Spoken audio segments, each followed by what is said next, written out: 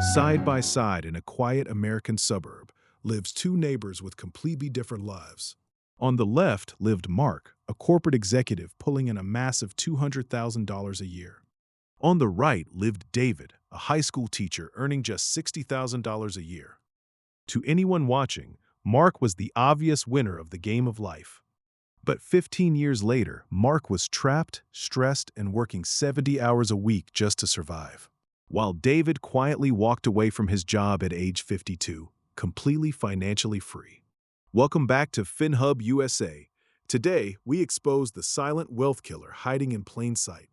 When Mark landed his $200K salary, he believed he had finally arrived. He immediately upgraded his life to match his new corporate status. He bought a massive $800,000 home, two leased luxury EVs, and joined an expensive country club. To his peers, Mark was living the American dream.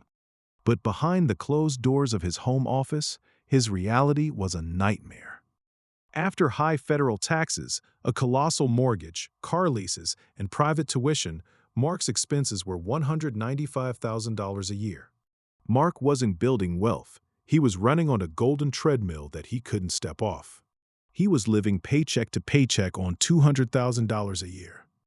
Across the street, David took a completely different path. David understood a fundamental financial law.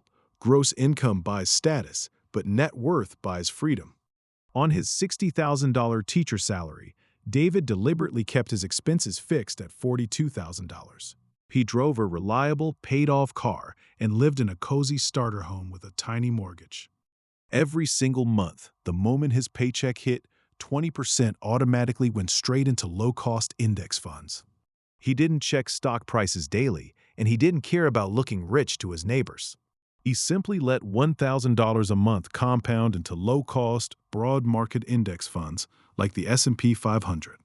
Over 20 years, while Mark spent 100% of every raise, David let time do the heavy lifting. By age 52, David's investment portfolio reached over $1.2 million. Why do so many high earners fail where lower earners succeed?